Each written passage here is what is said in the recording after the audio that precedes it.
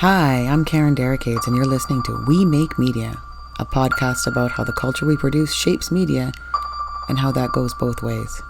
I'm here with Cat Bluemke, Jonathan Carroll of SpekWork Studios, as well as Iain Soder. They all work together at Tough Guy Mountain, artist-run company focusing on the glorious trials and absurdity of late capitalism. They're also hosts of a podcast called Art, Work, Play, and creators of works exploring corporate culture, labor narratives, and they do that by creating very hilarious apps such as Escape the Gig Economy and most recently Intern Purgatory. I wanted to talk to you guys today about your apps, virtual reality in the arts, and what it's like to job share. You guys are sharing that job up there in Regina. Yeah. You're currently in Regina, and you are co-digital programs coordinators at Mackenzie Art Gallery, no? Yes. Technically, we do fill two positions, but they did combine them so that we would be getting paid equally for our work. They pay us equal. Yeah. It would have been pretty rough if they paid you whatever the amount of money that women usually make. Yeah. I think they're very careful at not paying me 75 cents on the dollar to Jonathan. That's cool. And you guys do a lot of work in concert. What does that look like? The three of us have been doing it for so many years now that it feels very normal. We started working together in 2013 as Tough Guy Mountain, and Iain and I had been working together for a number of years before that, doing theater productions and that sort of performance stuff. So we've always been really into performance. Yeah, there was when we started working together, like as Tough Guy Mountain, or even our later works as SpekWork, there was always like a material reason for wanting to pool resources together as an artist collective. If you had, more people involved in the project, you'd be able to do something a little bit more grand. Of course, then we realized that often came at the price of still receiving the same, if at any artist's fee, it'd be at the same artist fee as an individual, and having to split that God knows how many, like 12 times. But $100 divided by 12. We just buy a really big pizza with it at that point, so that we're at least all fed before the performance. Definitely job sharing as like a method of collective art making. Definitely something that we were exploring. A lot of the early work that we were doing as Tough Guy Mountain was specifically about the concept of unpaid internships, or the roles of unpaid interns, and how unpaid work, or certainly like lower paying work, or the unpaid work that happens if you're an artist or if you want to work in the arts, hopefully one day, that sort of runs the whole system, all this work that's going into supporting it that's not sustainable. We kind of referred to our artist practice as an unpaid internship. Right. Oh, nice. Because that's what it right. was. Like, even though we were the ones running the unpaid internship, that's definitely what we were doing and who we were. One of our slogans is from that experience is just be your own unpaid intern, right. Which I've seen. Then you don't feel as sort of exploited, yeah.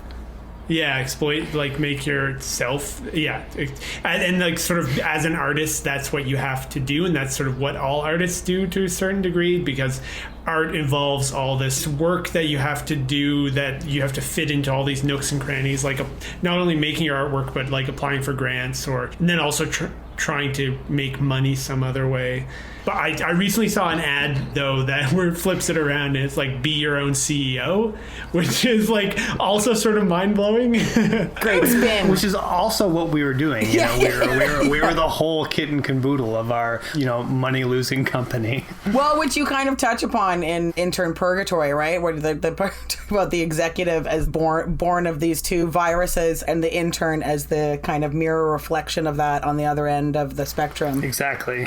And the kind of polarity that comes from hierarchy. And that was actually something that real that we experienced when we first started working as a collective, because at first we were sort of different people were playing executive characters and different people were playing intern characters, but then as we went through it, it was actually sort of making certain people feel like they were lower down in the pecking order, even though there wasn't necessarily a clear authority. So at that point we were having actual conversations, and where it was all right, everyone gets an executive character and everyone gets an intern character, and you have to play both of them, and that will soothe all the egos and settle all hierarchy-based amounts of credit. So, you solve the problems inside of fiction that you can't solve in real life. Yeah. Well, those narratives are so deep because I have my 5-year-old always asks questions about like, do bosses do a lot of work or no work? And she'll ask Very the same, perceptive. right? Because she's like, why do people want to be the boss of people if you keep telling me that bosses have responsibilities and are supposed to be leaders? Now it really is a shame that Ben isn't here, just because Ben has a kid, and I've definitely talked to this kid many times about what it means to be a manager, and like a manager specifically being the most absurd concept for a job that this 8-year-old at the time had ever heard of. That's a good idea for a podcast too. Just like talking about bosses with children, trying to explain the concept of class to children. That's so great. That would be so great. But yeah, also, you guys mentioned in one of your episodes of the podcast of just doing one of just talking to like contract workers, like also in the context of everything that's happening now, like that would be so, I think, incredibly powerful and radical. Like, I mean, it would be riveting listening. Like, I think people just bitching about their boss. I feel like that's like one of the only ways we have to build sort of like class solidarity in our alienated times is by like collectively complaining about our employers or our jobs in general. just not on the official Slack channel or anything. How come bosses haven't like commodified that in the workplace, where like a workplace seminar is like, it's actually healthy to bitch about your bosses, and we've created the specific Slack channel where you can all do that together, of course, supervised by one of your bosses. Well, didn't Google have those Friday things or whatever, but they were just veiled, like nobody's actually like, it's like in the interview when you're asked like, what is your worst quality, and you're like, well, I'm a workaholic and I'm incredibly loyal to the company. They're bitching. Like my criticism is that you're too generous as my boss. Exactly. I wanted to ask you guys about like, why apps? Like, why make apps? Tough Guy Mountain really was a performance art collective at its core. Like, it was really started with like performance art as its media, but it was always integrating different tech alongside these performances as a means for the audience to interact with things. So like, this could be strapping iPads to our bodies and having the audience like interact with surveys, filling out questionnaires on the performers' bodies, on these iPads rather, that are strapped to the performers' bodies. And then as we gathered more skills at kind of working in different digital techniques, those like became more and more ambitious, I think, performances with as far as like what kind of tech we wanted to involve. There was also the like ephemerality of performance work as well, as something that really came to like, we as a collective with many members who are contributing their time and effort. The sort of ephemeral nature of performance art, because it will disappear afterwards, was really like struck us. And I think like Jonathan, maybe you want to talk about, because you were kind of the instigator for going in the app direction. Like, also the fact that we were performing as a company, like we were performing specifically as this du jour company, like a startup. Like, we were kind of wanted to come across like some version of Google, and so making an app was obviously like an appealing kind of project to us. And even though it was like, we were just going to be performing the making of this app at first, but like around like 2016 was when we first started actually trying to develop an app, and it was called Mount. And the way we talked about it was as like a social media platform where you get to be your own unpaid intern for yourself. But in reality, it was going to be really just like an intern, like aesthetic Tamagotchi that connected to your social media platform. So we kind of had like a big version of it. But do you feed your intern, or like what is it? Yeah, so like, well, like, I mean, this is actually something like still in development, so we still could finish this project someday, but we always like performed as though Mount was a real thing and it was like a must-have app that like everyone's using. But yeah, it was part like Tamagotchi, where you saw your little intern kind of moving around inside their cubicle, and you had to feed them and take care of them. But the way that you would feed them was by feeding them likes off social media, so it would be connected to your Facebook. We talked about it being integrated across many platforms, but like we worked on it specifically through, like, Jonathan, you can speak to this more in terms of having it on the Facebook. It was a plugin for Facebook is how it existed. There's like Facebook developer. Is that what you're talking about? Or like API is another word that could be relevant here, where it's like Facebook has it's easier to make stuff it's a pretty open thing, just compared to Instagram, also owned by Facebook. And sorry, you can still do that. You're talking about like pet rescue and stuff like that, like stuff like games that people make but you can also do it the same way you can do like filters for Instagram or whatever. Yeah, for sure. Yeah. For no money, of course. Yeah. Just to enhance They give you the analytics so Facebook you does can not prove pay- your product? Do they give you analytics? You're doing it at the mercy of Facebook. So it's like I never even managed to get them to approve any of the prototypes that I was trying to get them to approve, just because it's the same as any app store, like the iOS app store that we put stuff up on now, where they have like real people looking at your stuff, and as artists who are programming or like, you know, trying to do it, there's just a lot of learning curve stuff that is hard to surmount. But also there's a lot of really standardized design in apps that, you know, really limit the creative like look or feel or aspects of like how you work with this app. So it's like there's a lot of expectations both on users and on the platform of how this app might work. You know, you're really used to like seeing like a game where you like collect some sort of currency, or maybe it's like a very linear thing, or like there's all these standards that people have for engaging with software. And if you want to really expand upon those limitations that are set, it's very challenging. You know, it's very difficult to creatively misuse things within Facebook, because the way that they approve it or the way that they match it is with like whether there's enough people and whether those people kind of get it, you know, are a fit for it, right? So it's like, how do you define that within something that's not a practical, or that doesn't have a parallel that's like, it's Candy Crush but with puppies, you know, or like whatever. Like, I mean, that sounds like a winner right there. I think you should develop that idea. Puppy Crush? We started working on this app Mount in 2016, but before Trump was elected and all that Cambridge Analytica stuff came out about like what data was available to people on Facebook. And I remember like learning how to access people's data, and the way Mount worked was I'm glad I get to talk about this podcast. But the way that this software worked was it downloaded all your posts that you had ever made, and then basically like processed the amount of likes that were on those posts, and that was the amount of food that you had to feed your intern. But I think you could also use the likes to buy things for their to explain like the original basic idea of that versus the actual reality of what we could do on Facebook was that yes, you'd feed your Tamagotchi intern through the likes that you got on your posts, and you'd level up your intern through getting these likes, the way that, you know, Tamagotchis like, you know, grow and thrive. But that once you got to a certain level, the intern would be able to start reading your posts and actually composing posts for you to publish them for you.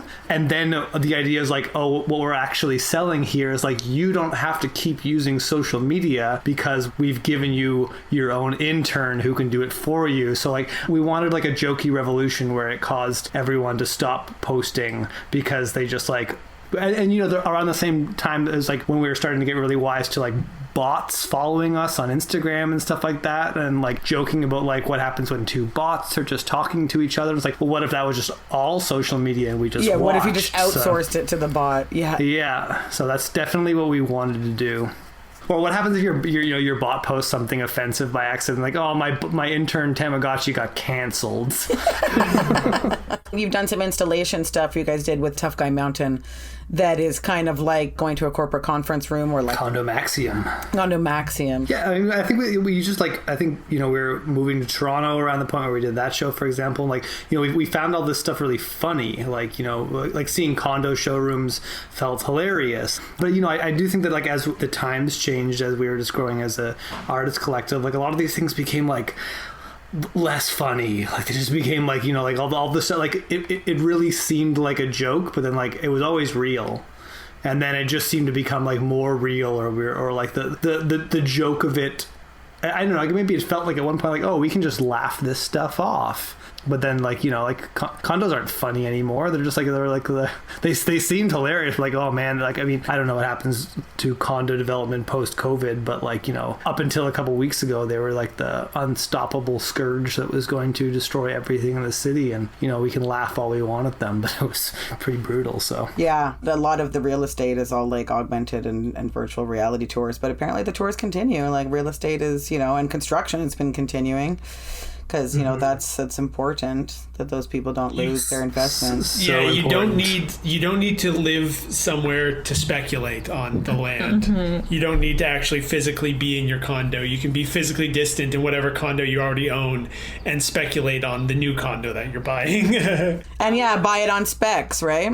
Is the SpekWork, is that referring to both kind of like speculation in terms of speculative markets as well as like specs? Specifically, yeah, SpekWork was a name that we decided to start publishing things under in 2018. Specifically, I approached like John and another collaborator, not here today, Ben, who had worked with me on the project Gigco, which was the work I created for my MFA thesis. And my MFA thesis was essentially in speculative design. My main focus was like, what is the relationship of design to like labor conditions and workers' rights? And so I was really looking at how gamification was changing the way that people worked. So that term, of course, meaning then being a buzzword for a while, like meaning the ways that video game mechanics are influencing the ways people work, or like the software that people are using, or even the sort of reward systems that are built into social media that keep the audience coming back and essentially giving their free labor so that to advertisers and to Facebook. And then, of course, as artists, we are always like working on spec with the assumption that perhaps we'll hopefully be paid. So it was all, it was a bit of tongue in cheek with the name. Yeah, gamification. Yeah, the gamification of like the likes and the attention and all this kind of stuff, but also like a wonderful tool for looking at like larger systems or...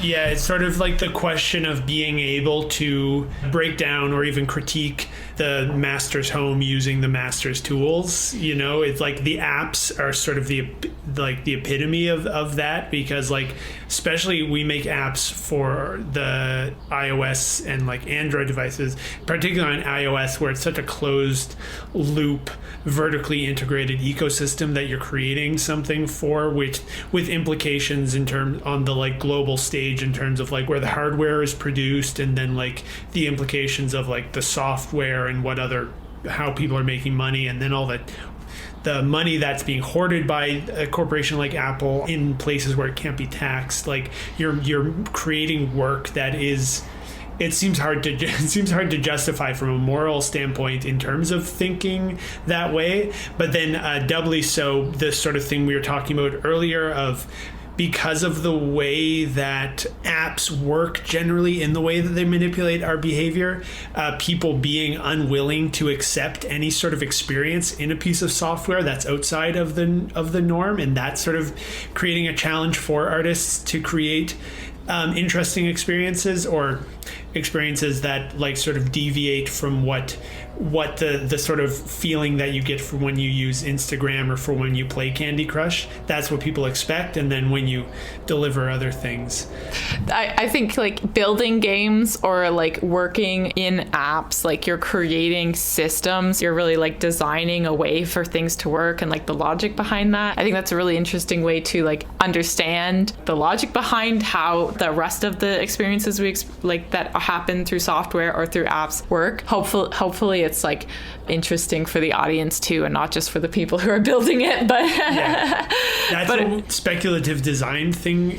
That is the way we try to inspire the app and software design work that we do from speculative design, is like, because speculative design is about like imagining and worlding and speculating. And so if you're making an app that might be challenging in a way, then at least hopefully the return for that is that you are doing some of that, like proposing alternatives potentially, and like the ways that software and games can represent systems pretty well as a medium. Or represent alternative systems too. Yeah. Mm-hmm. But even just the way you guys have that in the introduction, that's just, maybe I'll just play it actually. Close your eyes. You are about to begin the first day of your unpaid internship. You are falling deeper, deeper, deeper into the internship. You accept. It feels very familiar, right? Because all the like work culture kind of stuff, or that like orientation day, or like just the tone and those kinds of those pieces.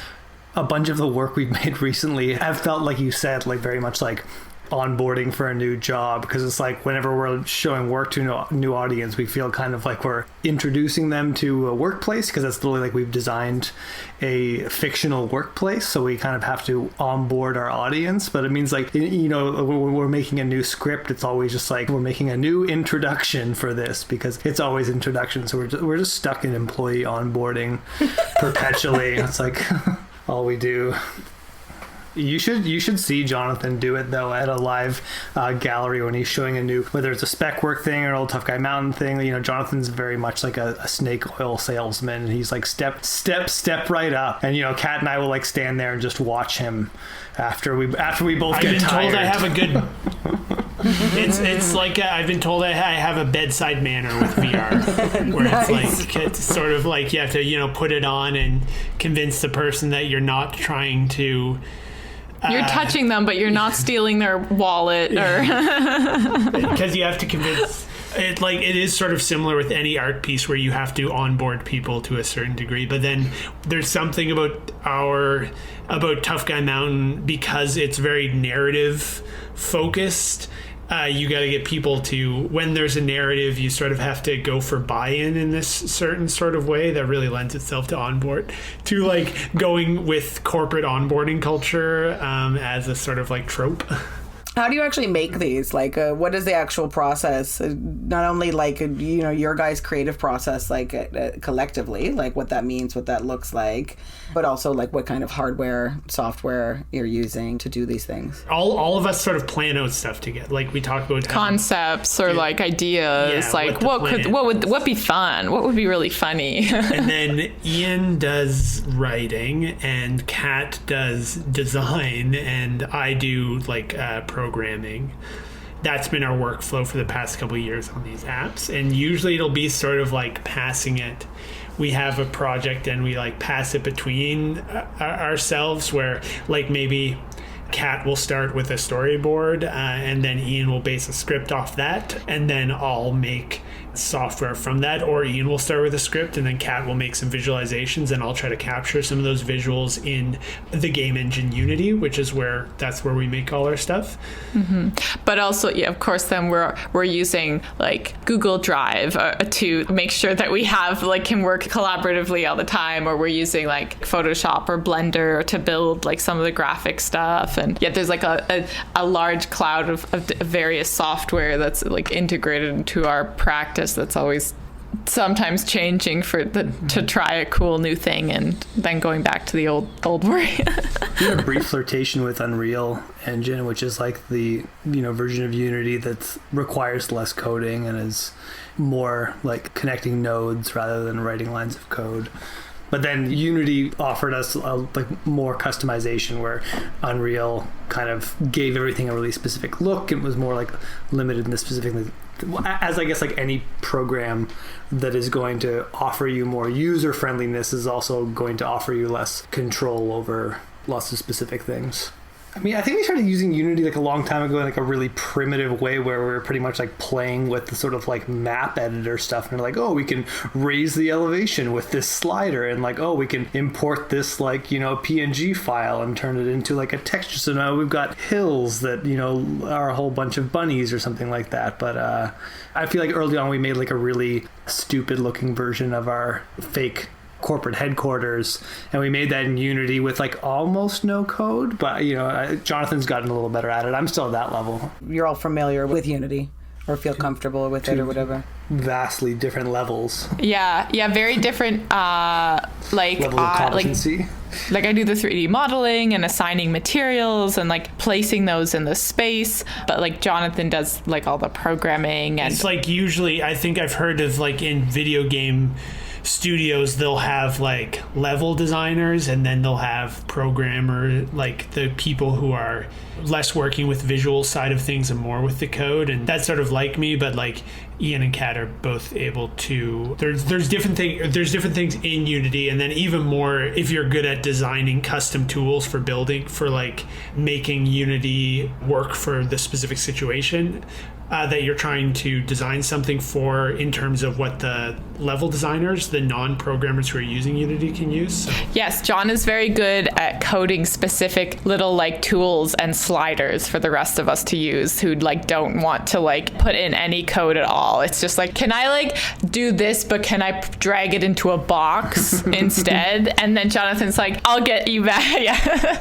I understand what you mean. But yeah, because I think Unity is a nice software because it does have that visual like interface, obviously, and allows for this like vastly different capacity of understanding the software to be fairly competent or make fairly competent things, even if you like, you know, don't program in it necessarily. I think it's only recently that we've been able to do that more, because before then I wasn't good enough to sort of play that role of building tools for other people to use in Unity, and so more so just had to be me siloed in Unity, like making things work badly, or like just barely making things work, and then not making it work in a way that it's easy to collaborate on. So, but it's just something that I had to learn sort of piecemeal over the years, and never received a proper education. So it's like year after year, I understand it so much differently than before, that when I like have to work on older projects, it's hard to do. But now I think once you reach a certain point in this software specifically, game engine software, where you're like, it's useful if you can build custom tools within it, then it's easier to collaborate with other people. And you're writing all of that code, or are you ever finding like working with open source code, or like? Oh yeah, all the time. Yeah, especially when I was learning more, it's lots of like copy and pasting. But now in Intern Purgatory, the app that we're releasing now, we're trying to implement our first bit of like text-based narrative stuff that Iain is able to sort of author separately. And then we use a plugin that's a lot like Twine, if you're familiar with that. Twine is really cool, like for making text-based adventures. Like you walk into a room, do you go left or right? And it allows you to create that. That sounds like the start of a great adventure. Lots of software. What about, can you talk a little bit more about building for Android versus iOS, like the closed system versus the open system? The other reason we use Unity is because it's like very multi-platform. So it's like technically you can make stuff in Unity and then build it to different platforms, whether it's like Apple or Android. So there's some ways in which it's sort of streamlined, but it's also quite a pain to have to deal with all these different like channels and stores. And from our end, what it looks like is like, and the way I experience the difference between Android and Apple is that Android costs $25 to join a year, right? No, just in total. Yes. Wow. To join their developer program, and then Apple costs $99 a year to be on the Apple Store. And then even if you don't release anything that year, if you like want to keep your stuff on, right? And how many things can you release for that price? Everything, as much as you want. Yeah. The Apple also has a stricter upload guidelines and review policies. It's a closed system economically, but the software is also this sort of closed system where they're very particular about what stuff can get let on. So you have to do all this and like technical stuff that was very difficult to learn how to do. It took a lot of Googling. I had to Google really hard to learn. Like where in Apple you have to download all these different certificates that like sort of authorize that you, the person who's uploading the app, has this specific Apple ID and all that stuff. So then the funny like consequence with Android is that there's a lot more crap that you're competing with in the Android store. You're fighting the numbers, especially if you're like a small developer, because you're an artist. You don't have like any sort of ad campaign like targeting people to your work, you can easily get lost. There's very little like natural or like organic attention that you can get in the Android store. I mean, still in the Apple App Store, it's like, because if you're also just a small developer as an artist, virtually no audience compared to like any app. We try to be on both just because it's not a financial venture. Like we don't, there's no way, all our apps are free. We do have some, you can buy some new character skins in our Gigco game. But you can also just earn them by continuously playing the game. Yeah. Very few people go to an opening at an artist-run center. So, certainly one would imagine that more than 10 people might, be able to get the app on their phone or whatever. That's how I think about it too, yeah. I think Gigco has like 1,000 downloads or something around there, which is like, that's more people than go to a gallery show that I have. Somehow it doesn't feel as good though, does it? Than when 40 people show up to your opening, it feels real good, Yeah, no one saw the outfit I was wearing for my release day. My eyeliner was so even. On the other hand, like in terms of organizing them as digital information, like there's not like hashtags or like how do I just looked up art apps or whatever in my app store, and of course it's all like Canva and like I was Paint and stuff. It's in theory it seems on point, right? Like in terms of like where art is and like where people are and how to put it in their hand and in their phone as opposed to having to get them to come out. But there's still not a colloquial, like I don't know how many people are, if there were more people searching for art apps, I imagine they would be easier to find maybe, or maybe not. If there was any demand for them outside of just like the grant programs that are funding them. Yeah, the competition are just because the platform itself is intended for commerce, for apps that have audiences and subscriptions and fees and a purpose beyond the enlightening joy you get from experiencing art. Ha ha ha ha.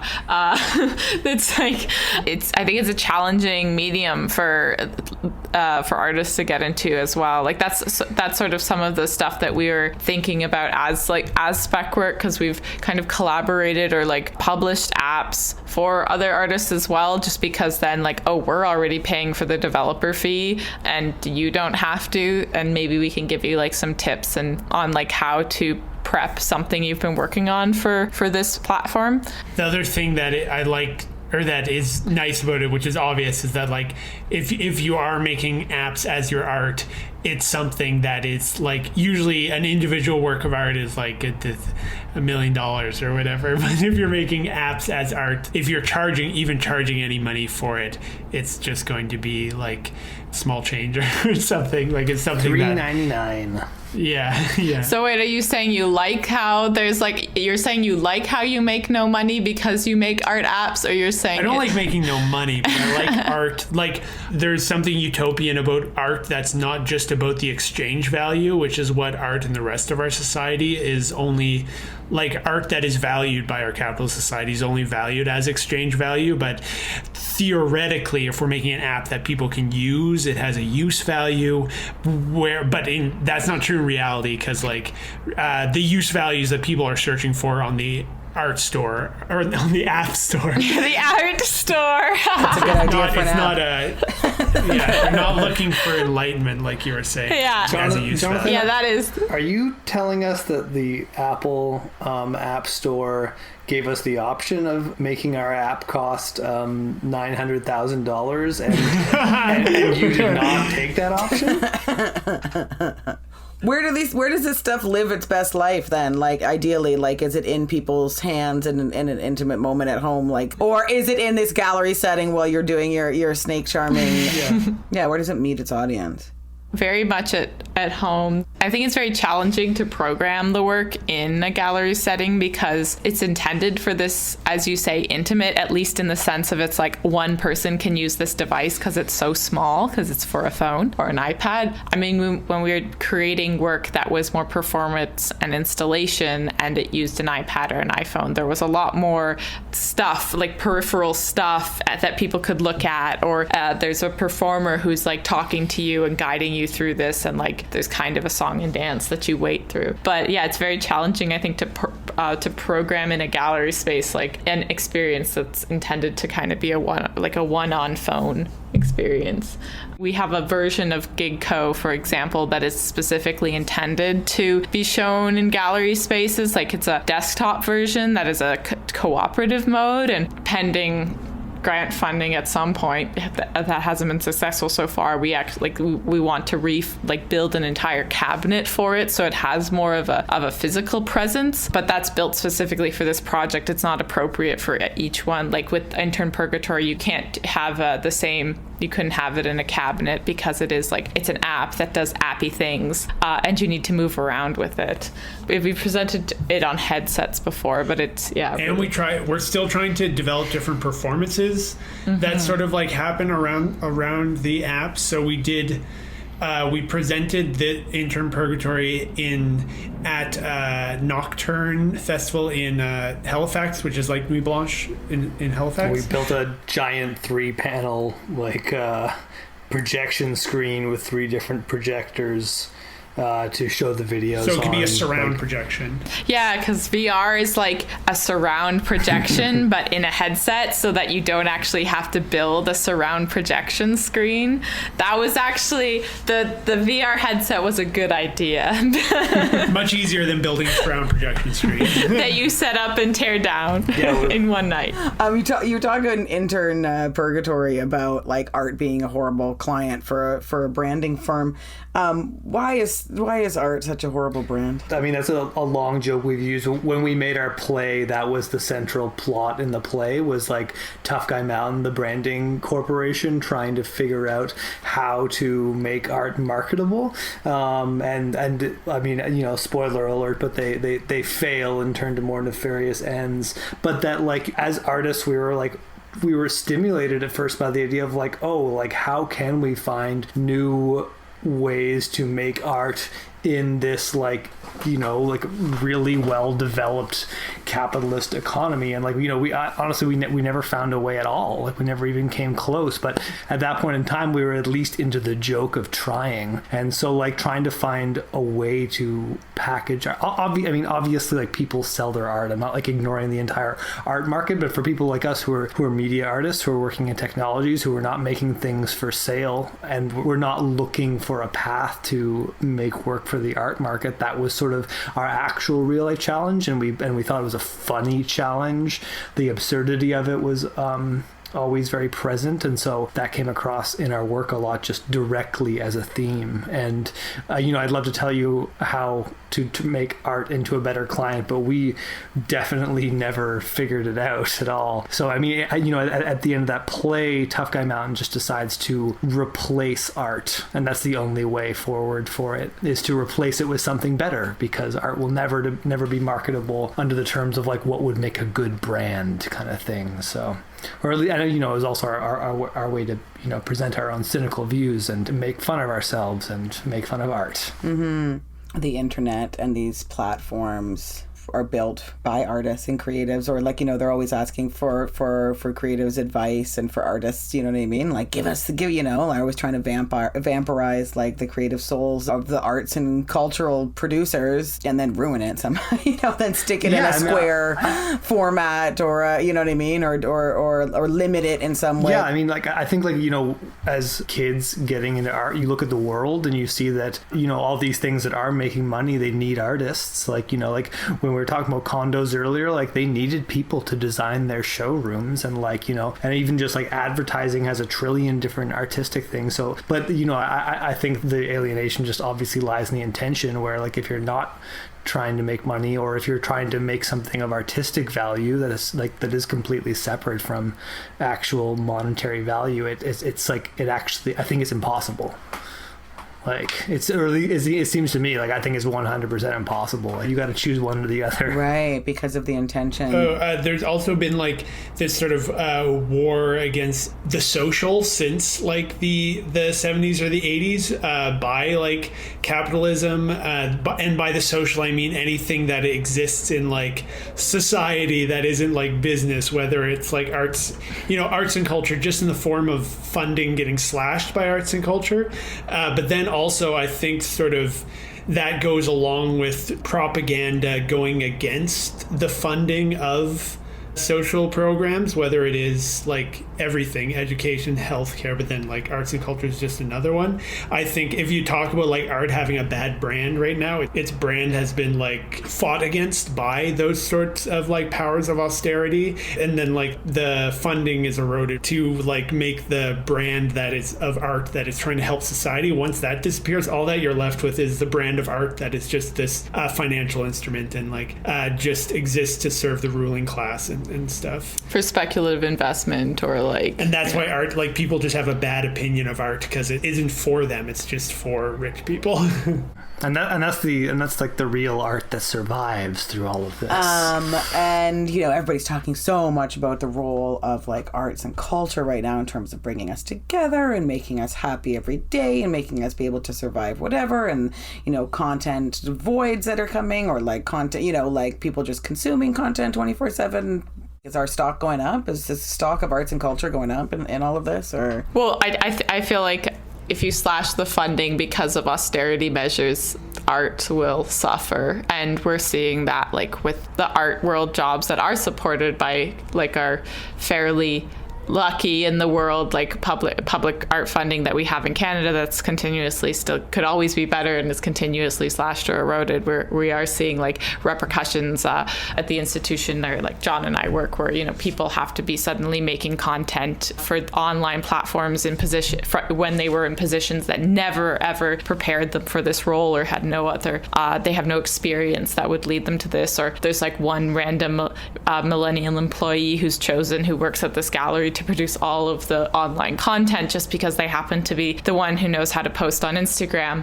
And that doesn't really feel like the value of arts and culture in quarantine is increasing, but it's just the austerity measures is instead like trying to paste over a happy face of the actual like job losses to artists.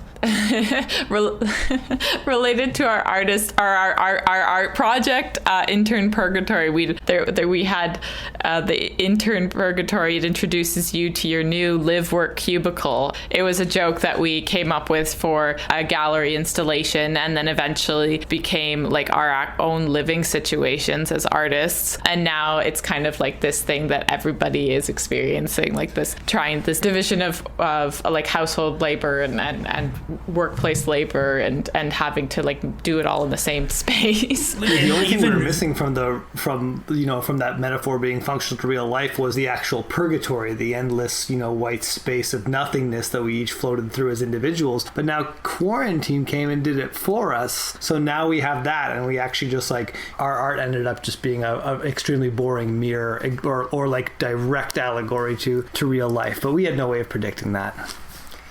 Nostradamus, you guys did this. Plandemic, you guys are Bill Gates. I mean, planned yeah, this. I didn't. You can sell your app, your free I app. didn't call us Nostradamus, but not my words. It's a dangerous time to be Nostradamus. First as farce, then as tragedy.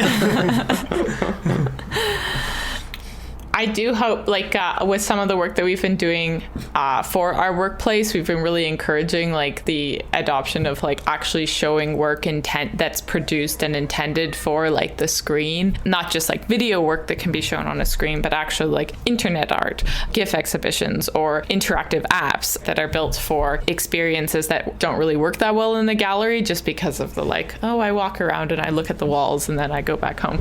That it demands a sort of different engagement. And maybe if like not all the like arts funding is slashed, or like we go into like hyper austerity after this, maybe there will be like more opportunities for arts institutions to engage with this kind of work, or at least like have some of the kind of temporary measures that we see, like digital exhibitions or like online programming that's happening. Maybe that it'll be an opportunity to continue that post-COVID. But yeah, like if there's not has even outlined fees and stuff in that area, like.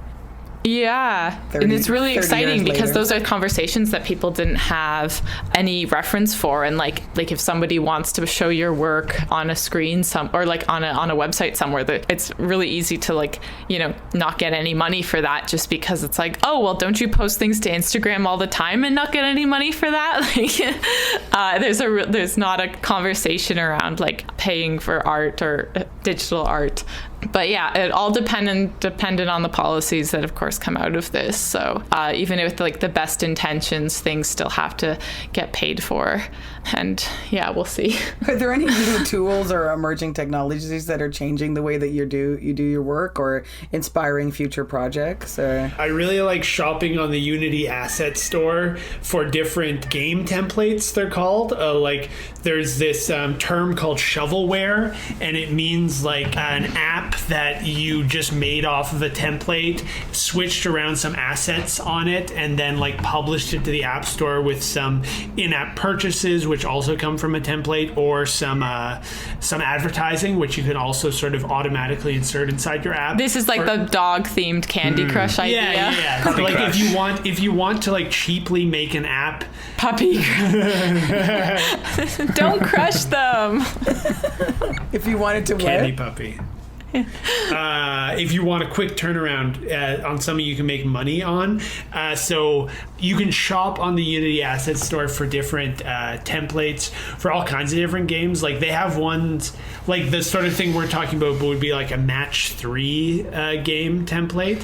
And there's a lot of things for that automatically integrate things like in-app purchasing, advertising, whatever, all those other ways that people make money. You can also get all these other templates. So we recently bought an MMORPG, which is like a massively multiplayer online game template to build one of those. So working more with game templates is something that I am sort of excited about, because it's an interesting constraint in one way, where you have to like work within this like tool set that someone made to design a game that is going to be inspired by these like genre tropes, basically. You know, it's like the code, it's sort of like if Quentin Tarantino used templates to make his like genre film or something, where it's like the genre of the Western being inscribed in the code itself, the way these games will be is in the code. So I like shopping on the Unity Asset Store. I waste a lot of time browsing through it. It's interesting from a collage and from a literacy perspective too, because I'm sure when you're playing with them, you learn certain things through the restrictions, and then you can kind of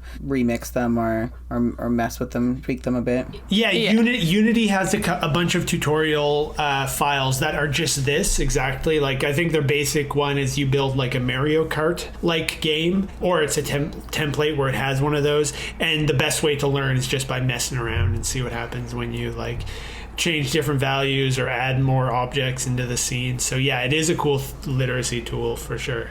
Mm-hmm. It's like playing like certain like the formal qualities of like the racing game, and then it allowing you to like explore that system and how that system really like tells you the minds of the game creators as well. Mm-hmm. Ian, what technology are you excited about? Pen and paper role-playing games? Is that your jam? That's my jam. Yeah, actually, I skipped D&D tonight for this. Jeez. Did you for real? I did. Yeah. I just got a message that someone punched a hobbit in the face. That's a fun technology. And also the origin of Tough Guy Mountain was a Dungeons and Dragons game. Yeah, that's true. Tough Guy Mountain was originally just a location in the Dungeons and Dragons world we played in. Oh, really? And I think like, and the whole like collective art model, or like collective art building model, world building model, like it's just like entirely informed by this kind of interaction. Yeah. Right, so you're game lovers too. Like it started from that place as well. Put all our energy into making a board game for a long time. A board game has to work so well for it to be anything. Like you make software that doesn't work from an art perspective or a game perspective, like maybe the whole thing is undamaged kind of thing. Like a board game that has a broken piece in its system is just like a total waste of anyone's time who touched it. So Yeah. Oh yeah. If like I complain about, the design limitations or the expectations the audience comes to when they look at an app, and if it doesn't work, they turn it off. Oh, I always feel sorry for like the people at game jams who come up to me and are like, "Do you want to play my card game?"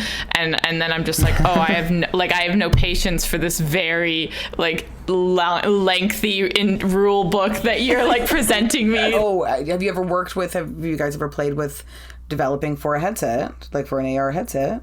Or which one? Not AR, no. Not headsets. AR yet, but VR headsets we've developed for. And what were they, with like Oculus, or what were the headsets? Yeah, Oculus Rift and Quest. So there's like a version of Intern Purgatory. Like you can see it in the Quest or Rift if we build a version for it, because it's just like John was saying earlier about the attraction of Unity being able to like build to different devices, is we can build it for the Quest. But yeah, we have some AR work projects coming up in the next year that might be involving a headset. So, and we got a Canada Council grant to work on a VR documentary called Resourced. That's sort of a project that Ben started, who's the other SpekWork guy who's not here. So that's something we've been working on for a number of years now, and shown a couple different prototypes of it on VR headsets in galleries. So that's a project that has had us really thinking a lot about interaction in VR, and it's a lot of work. So it takes a long time to develop, just to make people not puke while looking at your art. It's like so many more steps than I thought I needed. Yeah. Well, yeah, and the fact that women and children, it doesn't seem to work so good. Yeah, totally. It's literally designed for the nerdy white guys in Silicon Valley who built it, literally their specific hairstyles and body body types. types is the only bodies it works really well for. So for me, it's perfecto. I love anything I build, gotta run it past Jonathan. Exactly. How's it looking? How's it looking over there? I'm the only audience it works for. Yeah. We're at events. So VRTO is coming up later this in June, or happening in June, and so we want to start workshopping a performance to go along with the app, and then we want to present that performance at VectorFest in July. So it's going to be a performance in VR using either VR chat or Mozilla hubs, which are sort of social VR spaces where you all have avatars and you can see each other moving around and talking and stuff. Yeah, but don't think about those apps. Think about our app. So we'll be in that app and use our other app. Here's another app you can download that isn't this app. Yeah. Since you're clearly someone who uses apps. So just at the end of each conversation I've been asking people about how they use communication technologies and platforms, preferences and stuff like that. It's just Instagram or Twitter? Instagram. Just like a lightning round. Lightning you're not allowed to think. It's like a Rorschach plot. It's just when I say Instagram or Twitter, which one makes you scream? No. Instagram. I'm a visual person. I've been using an app called Marco Polo to talk to 4 of my friends. It's a really dumb video messaging app where you just send a video of yourself talking and it makes a little cue at the bottom. So that's the only way I've been talking to people lately. For real? Yeah. Oh my God. Well, I just talked to 4 of my closest friends, but it's made me very comfortable talking in front of the camera. I used to not understand how people on Instagram could vlog and stuff like that, just casually on the fly. They're talking to their camera. I'm like, whoa, how do you work up the nerves to do that? But now I can do it all the time thanks to Marco Polo, some random dumb app that one of my friends found. Emoji or GIF? I like a GIF in the chat. I was just looking for all the Lord of the Rings GIFs that exist in the Facebook tenor GIF thing. So I like Yeah, I like finding the different GIFs that are in the GIF list. I like emoji. I'm more emoji. I'm gonna go GIF as well. You know, finding an appropriate GIF at the appropriate moment is the only real art. It's true. Agreed. I find emojis so limiting, and so literal. I find them tough to. I still like to type them out though, just like the colon, like dash, like bracket, parentheses. Yeah. Nice. Yeah. And then it automatically, of course, turns it into a proper emoji, right? Depending on what you're Yeah. Though for a long time I insisted on like only, I don't know why, it was like a holdover from my forum days, but like I was like writing all my emojis backwards so that they would remain in text instead of being autocorrected to the visual. But You're so commitment to a bit there, like what? I've learned to adapt in this new society of ours. I just use the keyboard too, because a lot of people wouldn't understand it just in the text. Well, form. a lot of people thought I was doing sad faces, and when I did a backwards like smiley face, but so you did the mouth on top of the eyes, or it was just the other bracket, and then the colon, and then the eyes, just facing the other way. No, turn that frown upside down. That is commitment. Wow. Okay, text or phone call? Text. Yeah, text. Though I'm like more open to phone calls than I ever have been. In this time. Yeah. I mean, I'm starved for any kind of socialization. I'd love to have it. If someone randomly called me, I'd be like, heck yeah, let's do this. Where normally I'm so terrified by people that call me that I feel like they're doing me some injury if they call me. Or without the like pre-consent text. Yeah. Of like, can I call you? Are you available? Yeah. If like Belle wants to call me and offer me some cell phone package, like I will milk that for like a 20-minute conversation of real human connection. Oh, unfortunately they won't right now because long wait list. Please, Belle, call me if you're listening to this podcast. Offer me some fun services. We can chat for a little bit. You said let's talk. I want to talk. Maybe I'll think about that sad lady. You said let's talk. Yeah. Yeah, they should be individually helping people with mental health issues. Just being like, hey, how's it going? Just checking in. So if you're practicing self-care. Yeah. I just work for Belle. I'm not a registered psychotherapist, but just checking in. I'm getting back to my phone tree now. Like, who's next? I'm going to cheer up. Wow. Wow. Email or DMs? DMs, 100% DMs. People my email's all spam. Really? Yeah, someone asked me. I just answered an email today about someone who watched the first episode of The Last Dance when it first came out. So that's like a month ago now, and I'm just like, oh yeah. I've now watched that whole show, and we'll talk to you about your opinion on the first episode from a month ago. So, yeah, definitely, yeah, DMs for sure. Slide on in. Until I can like organize and like leave mark unread my DMs, I'm still gonna go with email because I need to be able to have that unread email that I've read several times but have yet to like formulate a correct response to sit for several weeks in my inbox. Several weeks? Yes. I mean, I'm being transparent here. Yes. No, I mean, you have emails that are like from like years ago. Okay, yes. And she'll respond one day. But ever since they made it possible on any app to turn off the read receipts, it's just like everyone treats you as though you've read it immediately, even if you haven't. So just no, if not, then it's followed 45 minutes later by like, are you okay? Did you see my text? Yeah. Or did you know what I mean? Like, why are you texting me to say if I saw your text? Like, since having a kid, my joke is like left you on right because I'm like never get to finish a text. Like sometimes friends will be like looking at those 3 dots so long. I have a friend, she'll always write like, oh, I can't wait to hear what you're gonna say. Like, this is gonna be epic. Well, it's like a half-finished sentence that I've been trying to write for 3 days. your friends left you on red, but I'm going to leave you at soccer practice and forget to pick you up. What about you, Jonathan? I'm going to say email too, yeah. You can be slower. It's just like being slower with email. I like that. Or like, I was listening to like a stupid like business guy think it's the 4-Hour Workweek guy, his podcast once, or maybe I read the 4-Hour Workweek books, or maybe it's from that, and he only answers emails once per week. And that's sort of like a thing, an idea that I like a lot, even though it's also sort of psychopathic. But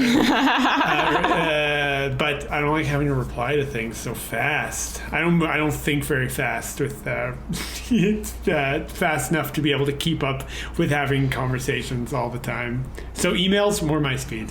What about voice note or video chat?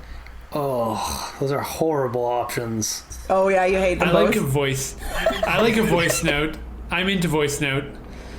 Voice note or video chat? Mm-hmm. Yeah. Yeah, they're not really quite the same. Yeah, I mean, I like a voice note, but I'm probably more likely to do a video chat just because, yeah, as soon as I record my own voice, I begin to doubt myself.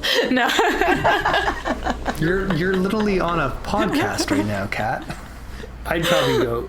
Voice chats always seem so dorky. I'm always like, whenever I get one, I was like, what are you doing? What do you mean you're just like leaving this like voice memo here? But I think because of that, they're charming, and someone video chatting you out of nowhere is kind of scary. So I'll go whatever we call voice, whatever we just called it, the voice one. Yeah, I picked that. The voice note. I picked that. Voice note. Only because there's a gun to your head, and you don't want a video chat. You don't want someone to call you while you're on the toilet expecting to see you immediately. Yeah. And as app developers, a smartphone or tablet? I use my smartphone. Yeah. Yeah, I agree with you. Smartphone. I really like my tablet. I use my tablet in a more healthy relationship than my relationship to my tablet is much more wholesome than my dependency on my smartphone. So I'll go with tablet, but I have an iPad for drawing on, so all of the I do a lot of the storyboarding that we aforementioned storyboarding there, and I like reading books with lots of big pictures that I could zoom in on the tablet. So I think I've got 3 iPads in a drawer somewhere that I have not touched in 2 years. Right. They're specifically as relics of Tough Guy Mountain performances. Twice in a gallery setting or in a setting where you're doing a demo or showing them, would you want people to interact with them on the phone or on the tablet? Or on an tablet iPad? For sure. Tablet for sure. Yeah. We always went with tablets for any sort of performance just because it was bigger font. Yeah. And if I had an iPad Pro, I'd probably use it. Mm-hmm. Yeah, those tablets that we have are all the Tough Guy Mountain ones were all repurposed old, much older generations from wherever we could get them. Well, thank you. Thank you. Thank you. It was such a lovely conversation. Mm-hmm. Yeah, thank you so much for giving me so much of your time. Thanks for giving us yours. And thanks for your time, listeners out there. Come back for the last episode in this series when I speak with famous new media artist Jeremy Bailey about how artists built the internet. Until then, stay creative and do be artists.